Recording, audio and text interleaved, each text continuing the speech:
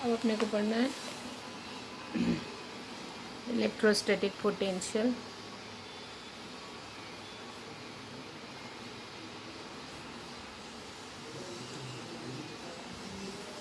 Due to dipole, है ना, dipole के कारण किसी भी जगह पे, ये इलेक्ट्रिक फील्ड का भी थोड़ा ऐसे ही होता था।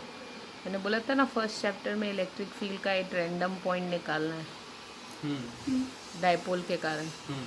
वो भी थोड़ा ऐसे ही होगा। अब नहीं आया होगा तो अब इससे थोड़ा आ जाएगा। मान लो आपके पास ये माइनस क्यू प्लस क्यू एक डायपोल है, जिससे किसी डिस्टेंस आर के पॉइंट पी पे पोटेंशियल निकालना है, और ये इंक्लिनेशन दिया हुआ है। पता चलना चाहिए ना, एड्रेस बताने के लिए थीटा होना चाहिए आर। ठीक है, ओके। ये डिस्टेंसेस तुमको पता है कितनी कितनी है, 12, है ना। इसके बाद this is A B and this is O. ठीक है, इस पे कुछ कंस्ट्रक्शन करते हैं, इस पे इस पॉइंट से परपेंडिकुलर डालते हैं। तो ये हमने एक परपेंडिकुलर डाला, ठीक है, ये हमने कंस्ट्रक्शन किया है। और इससे भी डालना है, तो यहाँ तो नहीं डल सकता, नीचे ही डलेगा, तो इस लाइन को एक्सटेंड करना पड़ेगा परपेंडिकुलर डालने के लिए। तो इसलिए मैं इसको थोड़ा ऐसा एक्सटेंड कर लेती हूँ और इससे यहाँ पे एक परपेंडिकुलर डाल, ठीक है, ओके। इससे इसकी डिस्टेंस अपन ले लेते हैं, this distance is R2 and this distance is, ये सब हमने कंस्ट्रक्शन करें। आंसर हमारा इसके फॉर्म में नहीं आना चाहिए, हमको सिर्फ गिवन तो यही था R और ये 12, ठीक है, ओके। अब उन्होंने बोला है 2D या 2L कुछ भी ले सकते हैं। ये डिस्टेंस भी L है, ये डिस्टेंस भी L है, ये एंगल थीटा है, तो ये एंगल भी थीटा है। Getting my point. तो ये वाला तुम्हारा डिस्टेंस होगा CD। OC जो है वो तुम्हारा डिस्टेंस होगा L cos थीटा, और AC जो डिस्टेंस है वो होगा L sin थीटा। यस और नो होगा। उसी तरीके से ये वाला डिस्टेंस होगा L sin थीटा, और ये वाला डिस्टेंस होगा L cos थीटा। आगे बात समझना, ठीक है। कंस्ट्रक्शन इतना। अब potential at point P because of plus Q charge, ठीक है। प्लस क्यू चार्ज के कारण पोटेंशियल होगा V1 इज इक्वल्स टू के क्यू R1, के यानी 1/4 बिकॉज ऑफ माइनस क्यू होगा V2 is equals to minus K Q upon R2। Net potential होगा V is equals to V1 plus V2, तो V is equals to हो जाएगा के Q upon 1/R1 minus, मैंने बोला पर हमको R1 R2 यहाँ नहीं चाहिए, तो हमको इसकी वैल्यू निकालनी पड़ेगी, ठीक है। तो हम लोग R1 की वैल्यू निकालते हैं इस ट्राइंगल से, नहीं इस ट्राइंगल से। तो हम लेते हैं ट्राइंगल PBD,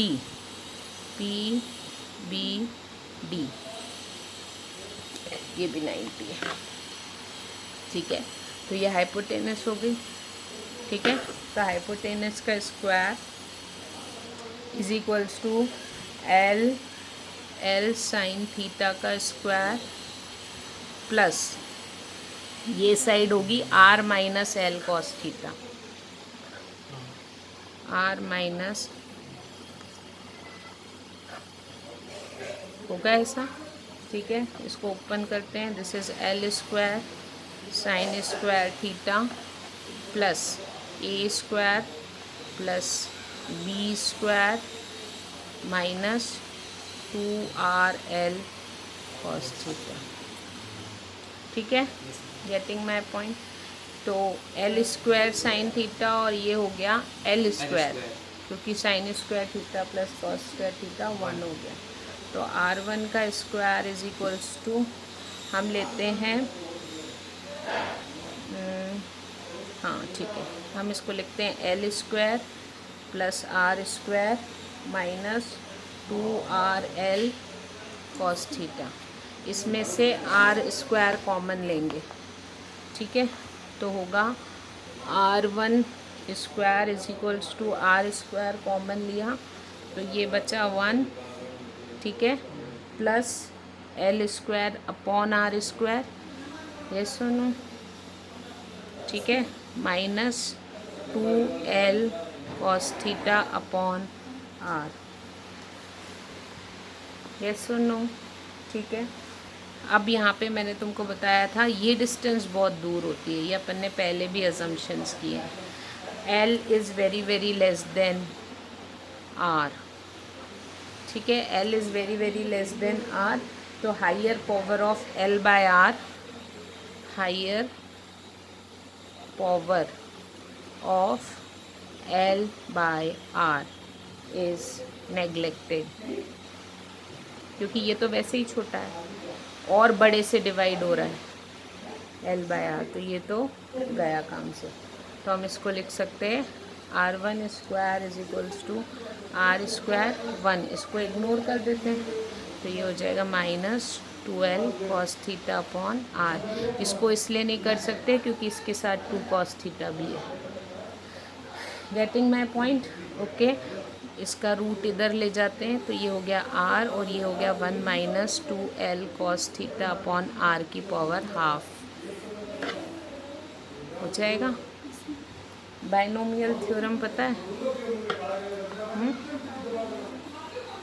बाइनोमियल थ्योरम कहती है 1 plus X to the power n is equals to 1 plus NX।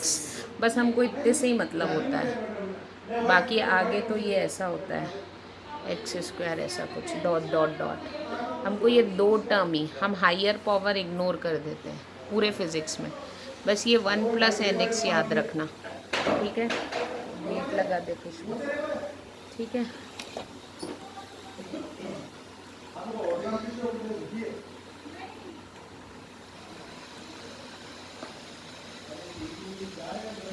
ठीक है, okay.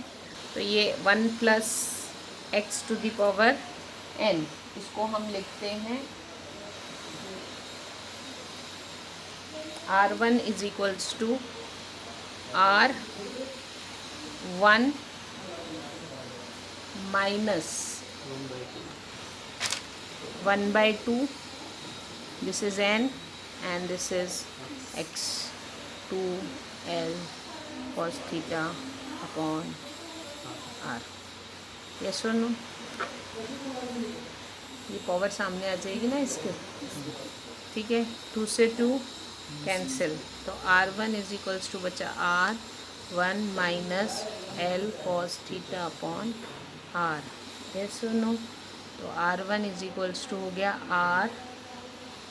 R minus L cos theta, ठीक है। This is equation number 2। Similarly अब मैं पूरा करके नहीं बताऊंगी, इस तरफ के लिए करेंगे तो ये वाली डिस्टेंस आएगी, अपन ये ट्राइंगल लेंगे तो ये वाली डिस्टेंस आएगी R, ये पूरा ट्राइंगल लेंगे R2 square is equals to L square sine square theta plus R plus L cos theta. तो इसलिए यहाँ पे डायरेक्ट हम लिख सकते हैं R2 हमारा आएगा R plus L cos theta, ठीक है। दिस इज इक्वेशन नंबर 3, ठीक है।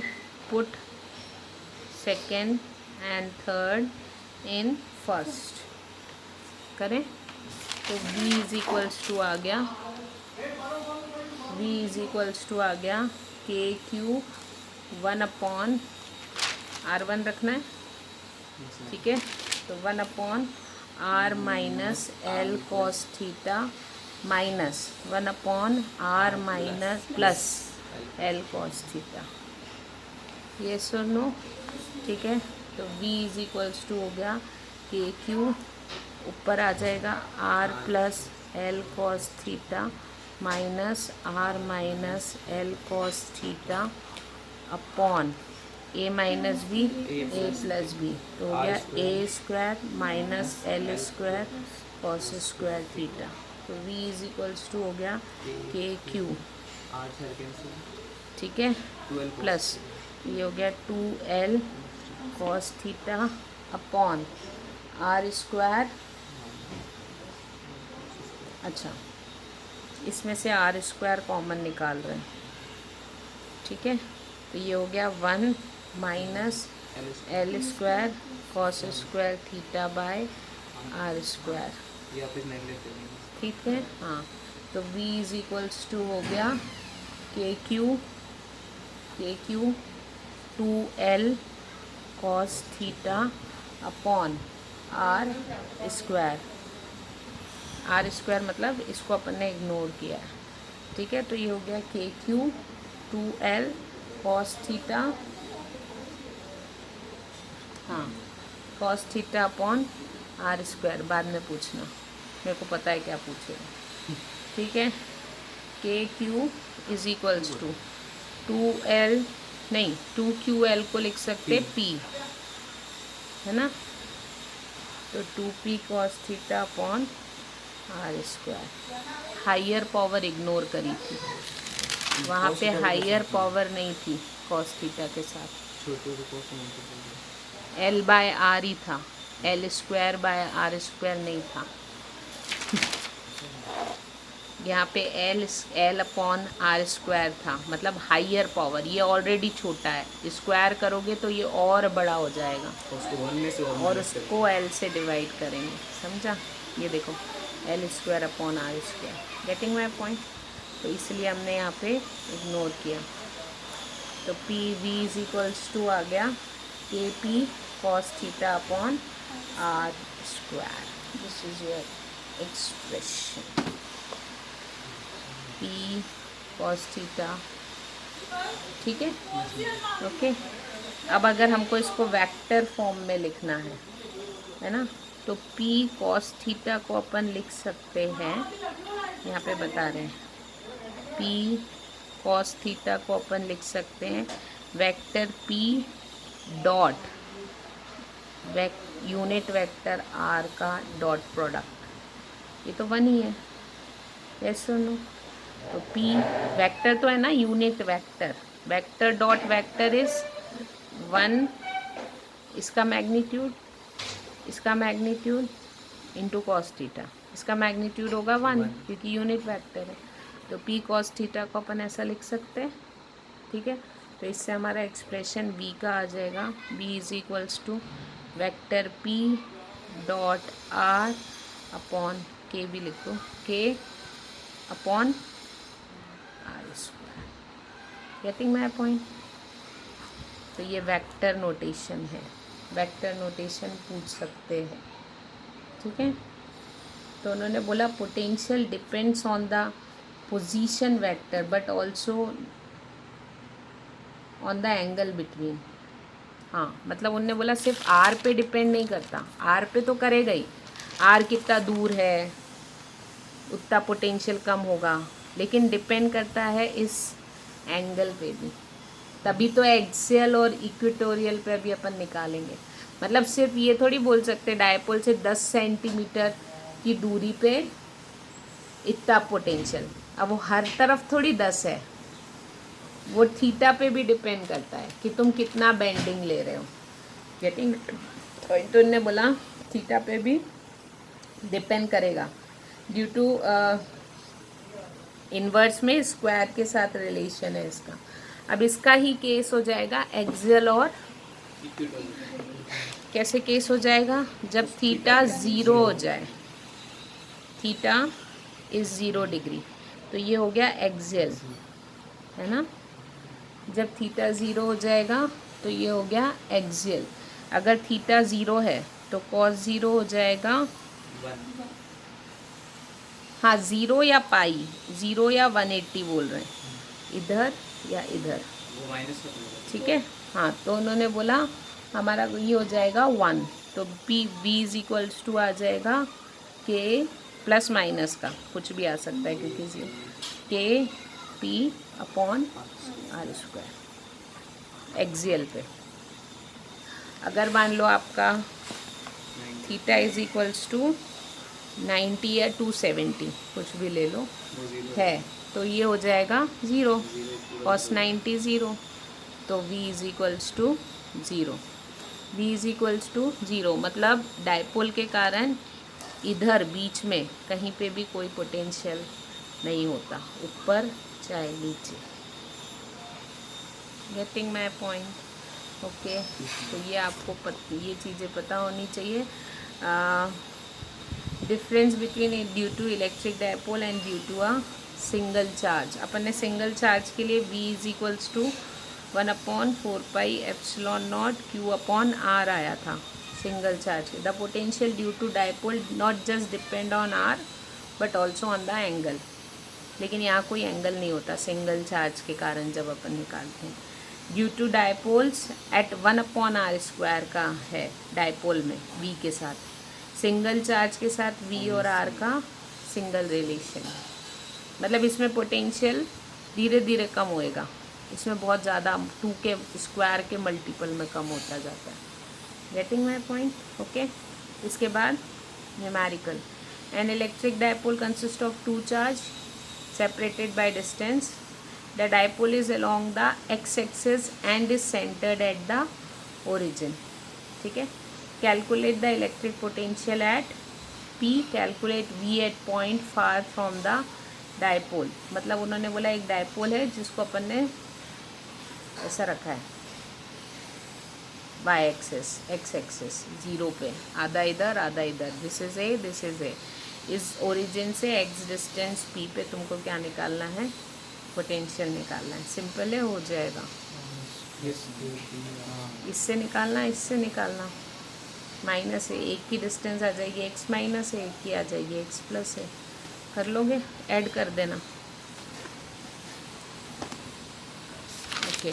उसके बाद थ्योरी है।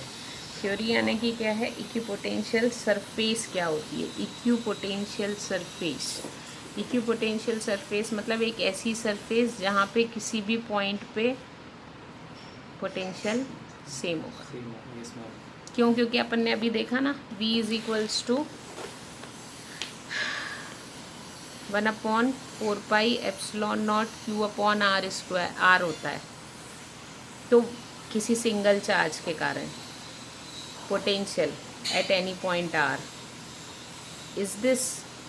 तो एट एनी पॉइंट r, इधर चाहे इधर चाहे इधर चाहे इधर, ये पूरे पे पोटेंशियल सेम होगा। मतलब किसी चार्ज को मुझे यहाँ से यहाँ उठा के रखने में कोई वर्क डन नहीं लगेगा क्योंकि कोई पोटेंशियल डिफरेंस नहीं है। तो इसको बोलते हैं equipotential surface. This is a equipotential surface because of a single charge. Dipole की ऐसे नहीं होगी, ठीक है, ज़ीरो नहीं होएगी, अलग दिखेगी। ठीक है। अपन ने इलेक्ट्रिक फील्ड लाइंस बनाओगे तो ऐसी बनेगी, ठीक है। और इस पे इक्विपोटेंशियल सरफेस बनाओगे तो सर्कल बनेंगे। तो ये देखो ये जो है ये इलेक्ट्रिक फील्ड लाइंस बता रहा है, और ये जो गोल गोल है ये इक्विपोटेंशियल सरफेस बता रहा है। Getting my point? जैसे कि ये इलेक्ट्रिक फील्ड लाइंस बता रहा है, लेकिन ये प्लेन इक्विपोटेंशियल सरफेस बता रहे हैं कि अगर आपकी इलेक्ट्रिक फील्ड यूनिफॉर्म है तो इस पे कुछ पोटेंशियल होगा, इस पे कुछ और पोटेंशियल होगा, इस पे कुछ और पोटेंशियल होगा, लेकिन सीधे ऊपर से लेके नीचे तक एक ही पोटेंशियल होगा। क्यों? क्योंकि ये प्लस है, ये माइनस है। प्लस से जितना दूर जाओगे इलेक्ट्रिक फील्ड की वैल्यू बदलेगी। Getting my point? उसी तरीके से equipotential surface due to 2 positive charges, हमने देखा था 2 पॉजिटिव चार्जेस के कारण इलेक्ट्रिक फील्ड लाइंस रिपेल कर रही थी, इस तरीके की बनी थी। ध्यान से क्वेश्चन में देखना है कि पूछा क्या है। इलेक्ट्रिक फील्ड लाइंस बनाना पूछा है कि इक्विपोटेंशियल सरफेस पूछा है। इलेक्ट्रिक फील्ड लाइंस बनाना है तो ऐसी बनेगी, इक्विपोटेंशियल सरफेस बनाना है तो ऐसी बनेगी, याद रखना। इधर से पास पास में और इधर से सर्कल दूर, ये पास फिर यहाँ से दूर, इलिप्स टाइप, ये पास। क्यों?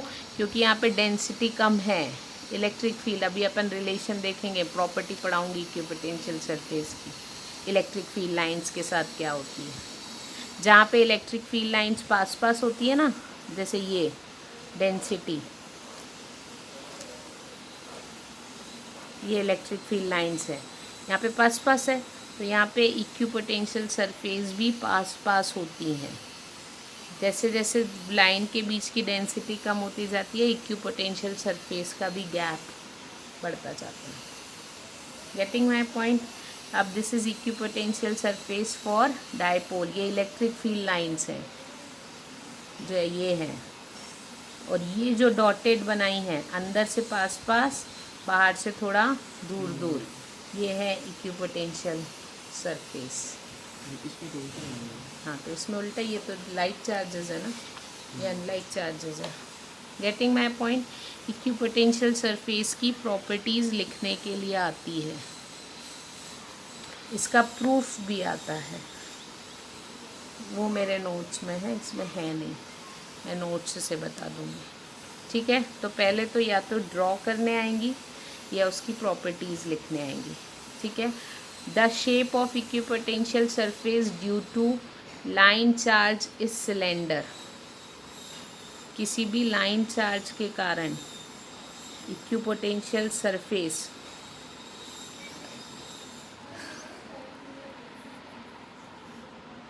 किसके बराबर होगी?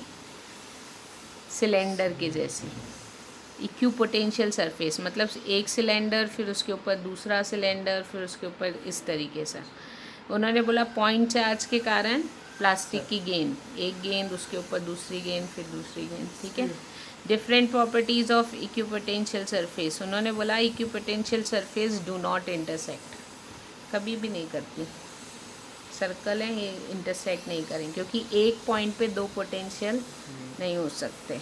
ठीक है, अब उन्होंने बोला equipotential surface are closely spaced in the region of strong electric field. मैंने बताया ना, जहाँ पे इलेक्ट्रिक फील्ड स्ट्रॉन्ग होती है वहाँ पे पास पास होती है, और जहाँ पे इलेक्ट्रिक फील्ड कम होती जाती है वहाँ उनके बीच का गैप बढ़ता जाता है।